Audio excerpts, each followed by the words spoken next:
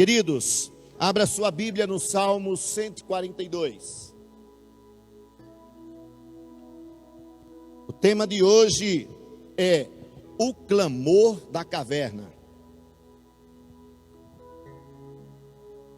Salmos 142. Eu vou ler aqui nessa tradução da linguagem de hoje, você pode acompanhar aí, depois a gente vai ler mais textos. Diz assim o texto: eu clamo a Deus, o Senhor, pedindo socorro.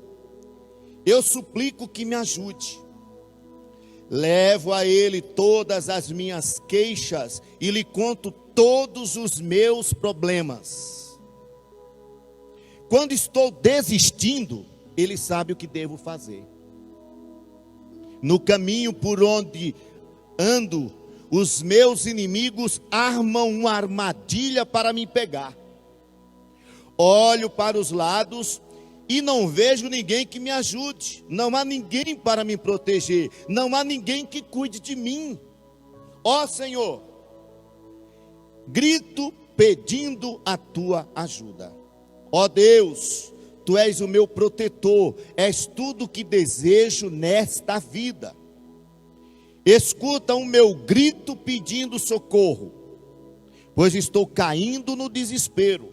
Salva-me dos meus inimigos, pois eles são mais fortes, pois eles são fortes demais para mim.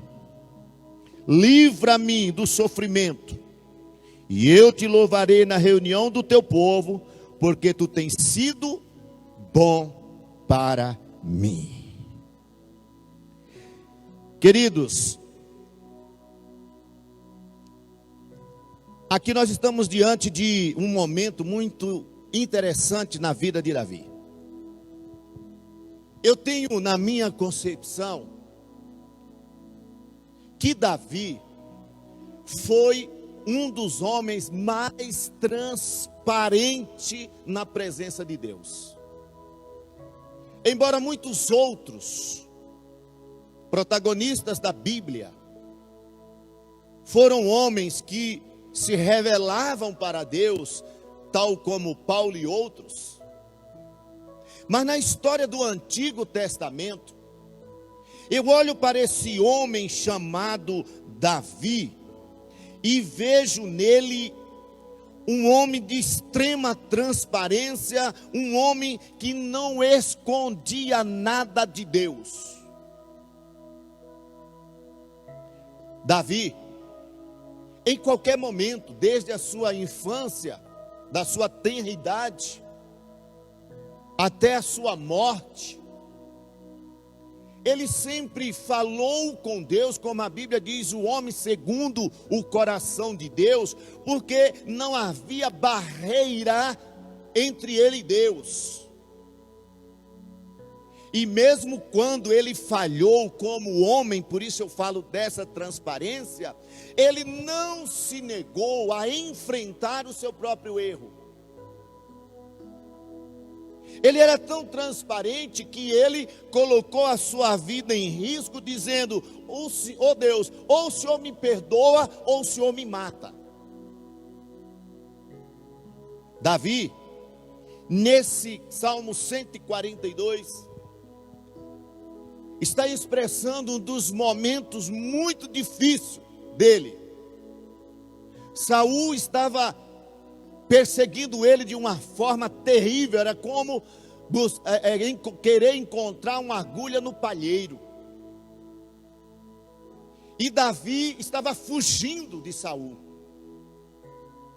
A história não afirma se ele estava em Engedi, que era o lugar, ou ele estava na caverna de Adulão. Mas Davi, nesse exato momento, estava escondido. Ele estava em um secreto com Deus na marra. Porque se ele aparecesse, Saul cortava-lhe o pescoço. E Davi foge de Saul. E ele vai para a caverna. E lá nessa caverna, bate no coração desse homem algumas coisas que identifica-se conosco. Davi, quando estava nesse exato momento, bateu no coração de Davi o desespero, um medo, a angústia da iminência da morte. A aflição do coração de Davi foi muito grande nesse exato momento. Além da solidão, o contexto diz que ele estava desesperado, sozinho. Por isso ele vai dizer: Deus, eu estou sozinho, não tem quem me ajude, não tem ninguém do meu lado. Ele se encontrava só. A única coisa, nesse momento desesperador de Davi, a única coisa que ele tinha era Deus. Mas aqui entra alguns contextos que nós vamos aprender. Deus estava com Davi, Deus guardava Davi, mas o homem Davi estava em desespero. Que coisa interessante para a gente aprender. Como que Deus, Ele gosta de transparência, Ele gosta quando nós mostramos para Ele verdadeiramente quem somos. Davi aqui, ele não mostra que matou gigante. Davi aqui, ele não tinha como mostrar que matava ursos, ele não tinha aqui como mostrar que matava leão, ele não tinha como pôr aqui a roupa de Davi de guerra, não tinha como ele empunhar uma espada na mão. Aqui era Davi e Davi. Uma alma amedrontada, chorando desesperadamente para que Deus o livrasse. Um Davi que aos olhos dos homens e até aos seus próprios olhos, ele vai falar para Deus que os seus inimigos são maiores do que ele. Que humildade. O homem que tinha matado o gigante, matado o leão à unha, matado o urso à unha, a cajadada. O camarada que enfrentou Golias diante de um exército de Israel. Agora esse camarada está enfrentando ele mesmo. O inimigo interno, o inimigo pessoal na caverna, lá no lugar escondido. E a única razão, solução, desejo que ele tinha era que Deus o livrasse, porque a desilusão não era de um momento. Isso aqui levaram dias, não foi a coisa de um dia, foram vários dias. Eu não sei te dizer exatamente se foi uma semana, 10, 20, 30 dias, não sei. Eu só sei dizer que esse momento desse refúgio de Davi com Davi foram vários dias. A angústia assolava, as lembranças de grandes vitórias vinham à sua mente. Mas lá na caverna era escura, solitária. E a lembrança do inimigo, aquilo que o inimigo mostrava para ele, era maior do que os seus próprios sentimentos.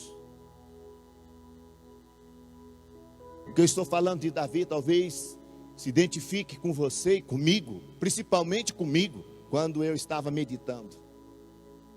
Que muitas vezes, esses inimigos são maiores na nossa mente do que imaginamos.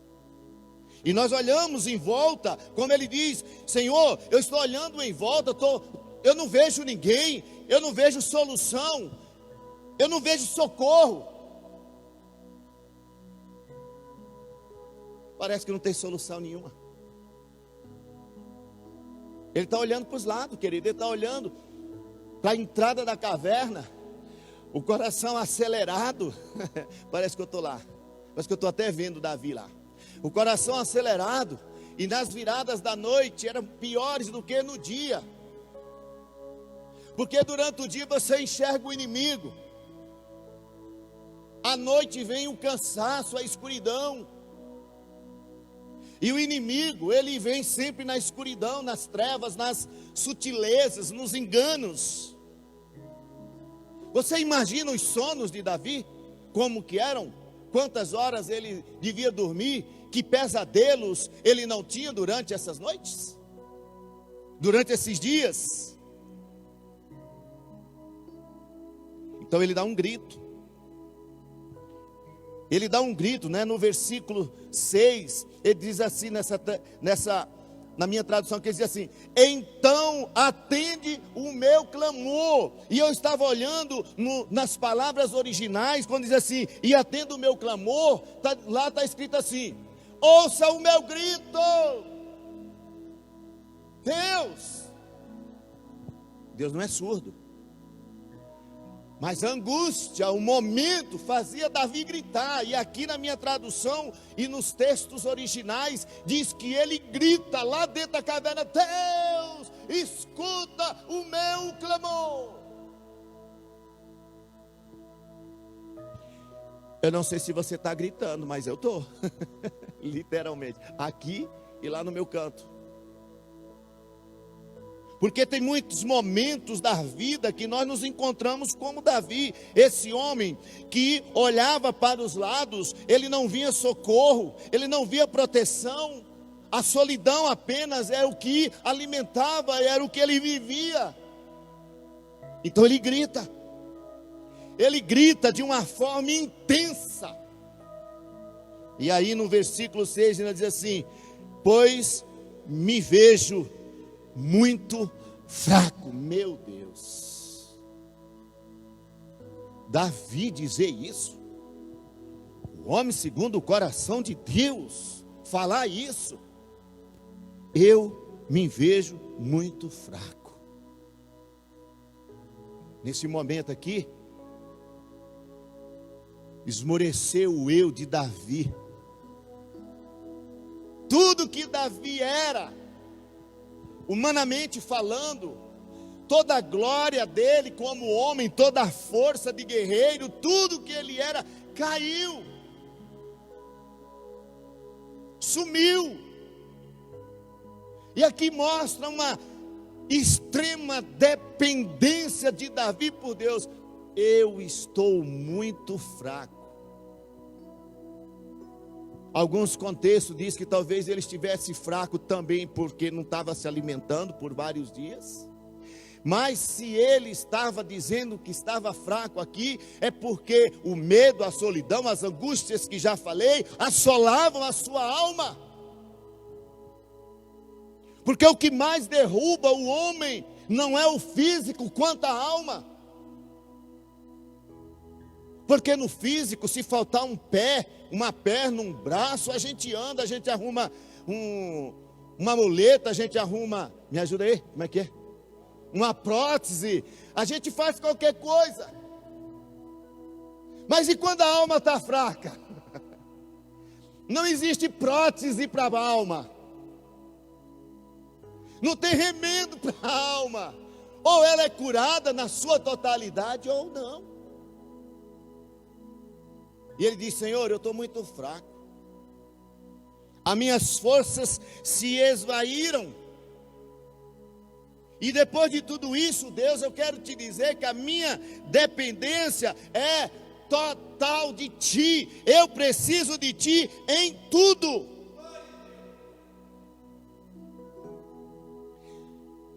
Você sabe o que estava acontecendo com Davi nesse exato momento? Ele estava sendo escravo do medo. Porque o medo também escraviza, nos diminui, rouba a nossa fé, rouba a nossa motivação. O medo não faz a gente sair na porta da caverna, o medo faz a gente se esconder mais ainda, no mais profundo da caverna, no lugar mais escuro. Davi estava se sentindo assim.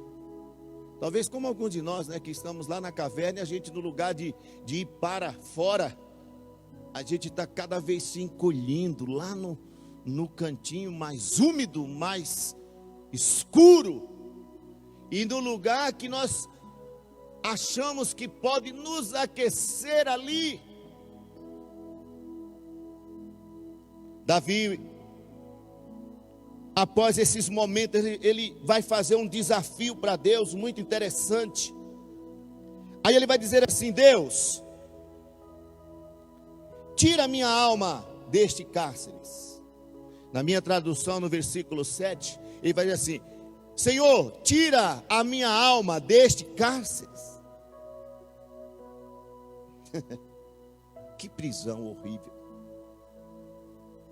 Como eu já visitei vários presídios e muitos aqui já tiveram experiência, vocês não sabem quantas pessoas libertas tem dentro do presídio. Chega a ser meio contrário, né? Mas é verdade. Recentemente eu tive o privilégio de ir a uma igreja pregar, e quando cheguei lá encontrei um pastor. E quando nós começamos a conversar, ele perguntou se eu lembrava dele. Eu falei que não lembrava dele. Ele falou: eu fui liberto dentro de tal cadeia, em tal lugar, no dia que o senhor pregou, colocou a mão na minha cabeça e disse que Deus tinha um chamado e um propósito para mim. Pois é, aqui estou, eu sou um pastor. Ele falou: eu fiquei só mais um ano, mas nunca me esqueci daquela promessa daquele dia, pois desde aquele dia eu já estava liberto e hoje estou vivendo a minha liberdade. A pior prisão é dentro de mim, quando eu me sinto preso por sistemas, acusações, ou porque o inimigo me ameaça, ou porque os inimigos parecem fortes, e eu adentro a uma cadeia espiritual, emocional, eu entro em uma cadeia que eu mesmo faço, que eu crio, e que eu faço, eu produzo o mesmo cadeado, só eu sei o segredo do cadeado, só eu tenho a palavra do cadeado, digo a chave do cadeado. A prisão da alma é pior, e Davi está dizendo assim: Deus, o Senhor está entendendo o que eu estou falando para o Senhor? Da minha situação, nessa caverna, nessa situação, além de tudo, Deus, dos meus inimigos fazerem com que eu entre na caverna, Senhor, eu ainda estou preso nos meus sentimentos. Me livra dessa cadeia, me livra desse cárcere, pois a minha alma está presa.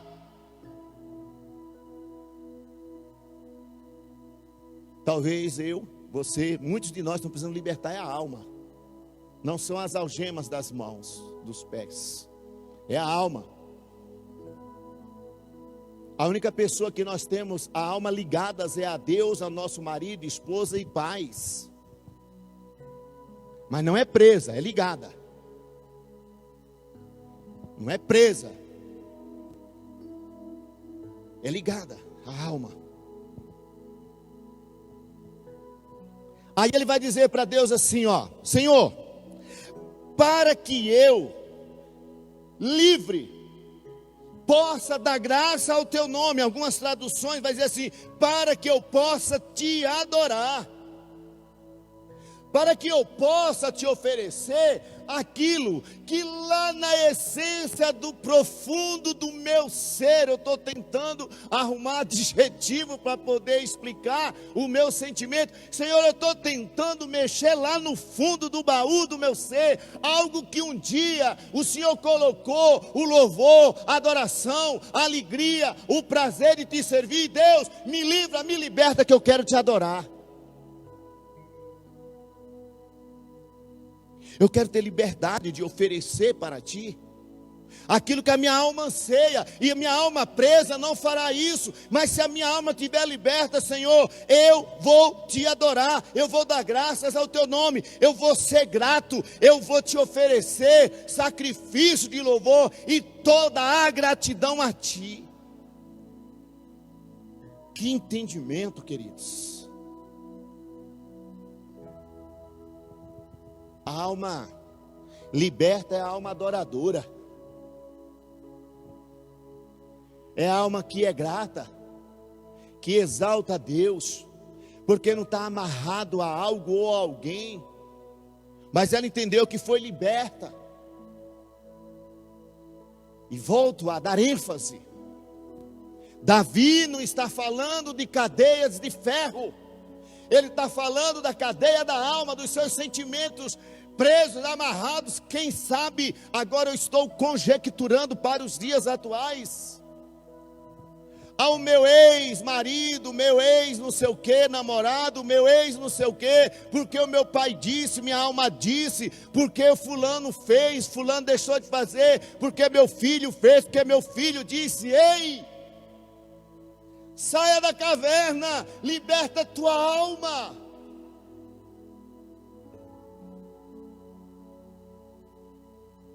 Você só vai experimentar o que é a verdadeira gratidão, como ele vai dizer no versículo 7, ainda na parte D, ele vai dizer assim: quando me fizeres o bem. Nessa tradução, ele vai dizer assim, ó: porque tu tens sido bom para mim, Deus, ainda que o Senhor tem sido bom para mim. Não é meio louco de entender?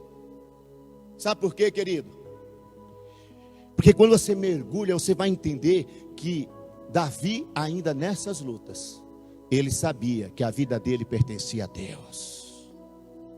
Ele era grato. Ele era grato a Deus nas lutas, nas dificuldades. E Davi, esse homem, ele está ensinando aqui para nós que se nós vivermos transparentes diante de Deus e fizermos como Davi, falarmos para Ele de todos os nossos sentimentos, embora nós não escondemos. Parece que Deus quer que eu fale, mas é verdade. Ele conhece os pensamentos, sim, irmão. Eu sei que você teologicamente diz, não, mas Ele é onisciente, Ele é onisciente. Mas a Bíblia diz que a boca fala daquilo que o coração está cheio. Quando você está apaixonado ou apaixonada por alguém, você diz, eu te amo. Você externa daquilo que teu coração está cheio. E Davi está querendo que nós externemos, venhamos externar para Deus aquilo que eu estou sentindo, aquilo que ele sentia. Por isso ele diz, Deus, olha eu aqui, ó, perseguido, meus inimigos querem me matar, estou dentro de uma caverna, está úmido, está frio, está quente, sei lá, não é fácil ficar numa caverna, até minha alma está presa, mas livra-me, Senhor, tira-me daqui, que eu quero te adorar, eu quero te agradecer, eu quero ter oportunidade, vê essa palavra agora na minha mente, eu quero ter mais oportunidade, ou mais uma oportunidade, de romper sobre os meus inimigos, porque tu és o meu socorro, eu quero te adorar. Então Davi, ele vai terminar dizendo que é grato a Deus. Querido, esses textos nos ensinam muito. Esses salmos é muito forte. Porque o desânimo, a tristeza, a frustração não pode sucumbir àquilo que Jesus fez por nós. A Bíblia diz em Hebreus que Deus não se alegra na alma daquele que retrocede. Quando eu retrocedo, quando eu desanimo, quando eu abandono, quando eu deixo, quando eu abro mão do meu chamado, do meu propósito, eu não estou envergonhando, eu não estou entristecendo o homem, eu estou abandonando, eu estou entristecendo o Espírito Santo. E a Bíblia fala, não entristeçais o Espírito Santo. Pecado entristece o Espírito Santo, sim. Falar mal, mentir, fazer coisas erradas entristece. Nós nos afastamos dele, como eu ensinei hoje de manhã. Mas nós entristecemos o Espírito Santo e deixamos o coração de Deus triste quando nós retrocedemos, quando voltamos, quando abandonamos, rejeitamos o propósito dele para a nossa vida.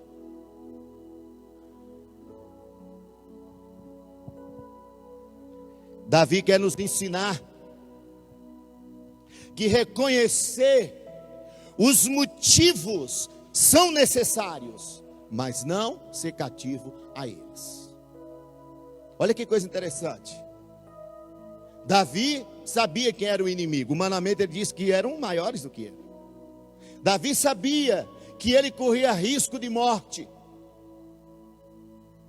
Davi sabia que ele não podia titubear, porque o inimigo o pegaria e o mataria. Ele não deixava de reconhecer isso, ele não deixava de valorizar isso. Mas ele sabia que Deus estava com ele. Deus podia livrá-lo. Deus podia guardá-lo. Por isso ele pede socorro. Terceira coisa é: seja humilde para se prostrar e confessar a sua vida diante de Deus. A pior coisa do homem é quando ele quer viver de aparência. Querido, eu posso até aparentar algo para vocês, mas só tem um que conhece coração e revela coração, e não tem como esconder dele, é Deus. Tudo está patente aos seus olhos. Reconheça, seja humilde para entender que dependemos de Deus. Reconheça a sua fragilidade. Reconheça que você é limitado. E mostrar para Deus que somos limitados não é uma vergonha. É dizer: Deus me fortalece nas minhas fraquezas. E isso é uma coisa infeliz, às vezes, no coração de muitas pessoas, é que não entendem essa transparência, essa humildade. Tem pessoas que não suportam reconhecer que são frágeis, porque acham que isso vai lhe diminuir diante dos outros. Eu nunca esqueço uma vez, que em um lugar de oração, eu não estava bem. Eu não estava em pecado, eu não estava bem, eu estava aflito, a minha alma estava ansiosa, eu estava com a minha alma chorando, eu não estava bem, emocionalmente abalado, e tinha um grupo de líderes, e eu falei: por favor, ore por mim, me ajoelhei, ninguém quis orar por mim, e disseram: como? Como que eu posso orar pelo pastor? É o pastor que tem que orar por mim, fique de pé, pastor. Eu falei: não, eu estou precisando de oração. Nossa, se o senhor está precisando de oração, imagina eu. Olha que mediocridade. Eu só queria dizer que o homem José de Barros, e volto a dizer-lhes, o homem José de Barros pensa num cara limitado. Pensou? Pensa num camarada que não precisa, depende da oração de vocês. Pensa num homem que chora, pensa num homem frágil. Nem Jesus, que foi e é o nosso Senhor e Salvador, mostrou grandeza. Ele chorou, ele sentiu fome, ele sentiu sono. Teve um momento que ele não suportou. Pai, se for possível, afasta de mim este cálice, mas seja feita a tua vontade. Porque o homem Jesus estava só o pó da rabiola. O homem Jesus estava tão mal, tão fraco, a sua dor, a sua angústia, a sua alma estava tão dilacerada que ele pingava gotas de sangue, diz a Bíblia em Lucas. Davi, o homem segundo o coração de Deus, está nos ensinando essa noite: ei, eu estou aqui, Deus, escondido numa caverna úmida, quente, morrendo de medo, estou arrebentado, me ajuda, me socorre, Senhor. Porque é tão bonito a gente falar segundo Crônicas 7,14, né? Se o meu povo que se chama pelo meu nome orar, e se humilhar e arrepender dos seus maus caminhos, então eu virei do céu, perdoarei seus pecados. Uau! Mas eu gostaria que vocês pensassem mais nesse texto, porque é desse patamar, porque Deus, as coisas de Deus é tudo invertido ao homem, né? O homem grande diante de Deus é o que está embaixo. O homem grande diante de Deus é o que se ajoelha. O homem grande diante de Deus é o que reconhece o senhorio de Deus. O homem bom diante de Deus, que não existe, mas aquele que busca a bondade de Deus é aquele que o reconhece como Senhor e Salvador. Precisamos reconhecer isso na nossa vida, igreja. Irmão, você que me ouve, está na hora de arrancarmos capas, capacetes, as carapaças da vida e nos revelarmos como verdadeiramente somos para Deus. Aí a alma vai ser liberta. Permita ser liberto. Permita-se ser trabalhado pelo Espírito Santo para que a tua alma saia das cadeias emocionais. E não é fácil.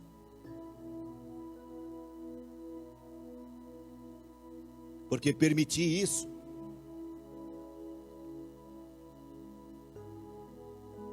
eu tenho que abrir mão de todos os meus conceitos e valores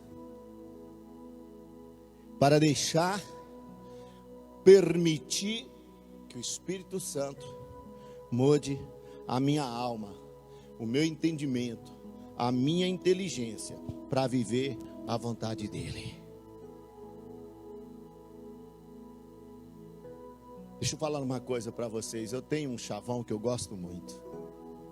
Ser humilde não é ser humilhado, é ter a qualidade de Jesus. A Bíblia diz que os humildes serão exaltados, os exaltados serão humilhados. Ser humilde não é um título, ser humilde é uma prática, é uma vida. Humildade não se compra. Humildade se pratica, é adquirida. E sabe como eu adquiro humildade, como Davi fez, e reconhecer tudo isso? É me submetendo a Deus, a sua palavra, às autoridades espirituais. E como diz a Bíblia, reconhecendo meu irmão melhor do que eu. Igual o apóstolo João nos ensina, né? Quem é que está lá? Não, é um homem chamado Jesus, que está aí, ó, curando, está libertando as pessoas. João, e aí? Que ele cresça e eu permaneço da forma que ele me chamou. E para concluir, querido,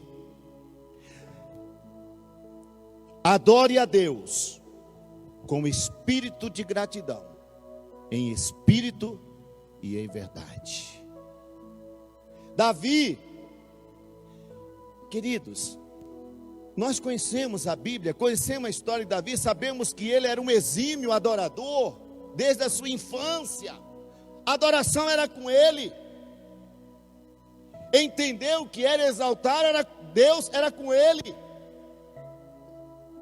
Mas por que ele vai pedir aqui de novo, Deus, me liberta para que eu te adore? Porque alma escrava canta e toca, mas não adora. E a adoração não tem nada a ver com musicalidade. A musicalidade são os artifícios, são a instrumentalidade que vai fazer com que nós o adoremos. A melodia que nos faz adorar. Mas a verdadeira adoração é o que você expõe da tua alma. Eu vou contar uma experiência de adoração. Eu não me lembro quantos anos faz. Eu não sou muito bom de ficar lembrando dias e datas. Não me apego a isso. Mas acredite que já tem por mais de 25, 26 anos ou mais, em que nós fomos fazer um seminário com coreanos. Quando nós chegamos lá, primeiro ensinamento foi que o culto começava às 6 horas da manhã, num dia bem frio. E nós temos uma cultura diferente. Nós fomos chegando, já era 6 e algumas coisas, principalmente eu.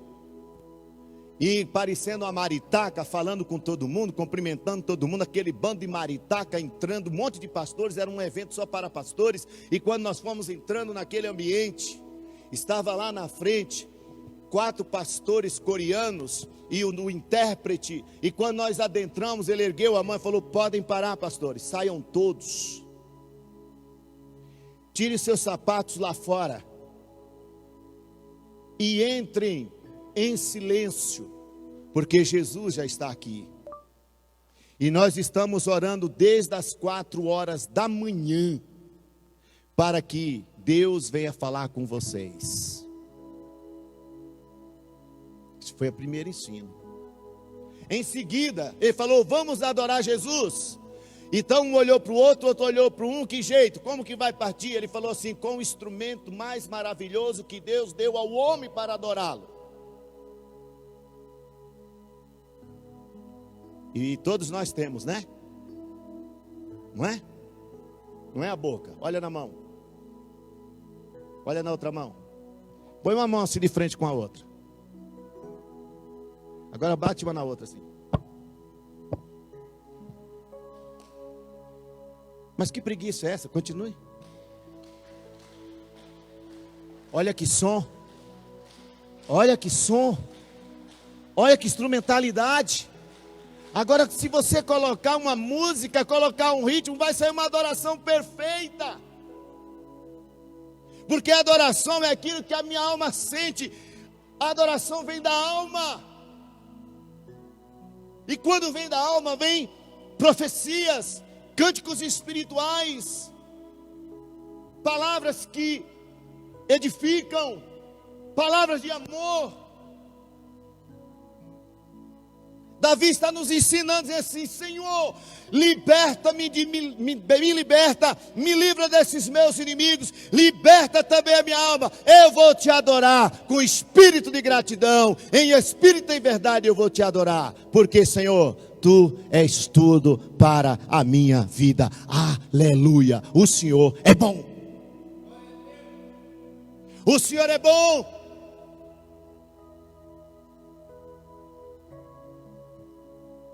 Revele em você o invisível de Deus através da sua adoração. Amém? Amém? Que Deus possa tirar você essa noite dessa caverna. Que Deus possa te livrar dos teus inimigos. Porque na sua fragilidade, na sua limitação, Deus está com você. E nas horas das limitações é que fluem as maiores orações, as maiores petições e os maiores desejos da nossa alma. Hoje, quando eu meditava nesses textos, eu falei: meu Deus, que coisa tremenda. Nos momentos aparentemente mais difíceis, é onde a gente se desprende de si mesmo, para se colocar transparente na presença de Jesus. Jesus só quer o nosso coração.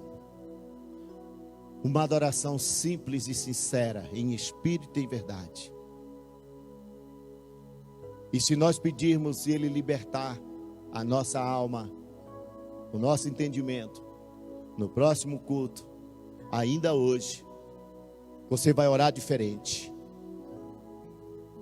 Você não vai se limitar, você não vai esconder nada dele, porque Ele é o nosso auxílio, o nosso socorro presente, em todas as horas, principalmente na hora da angústia. Deus nunca esteve tão presente como está agora entre nós, nesses últimos dias. Amém? Vamos ficar de pé.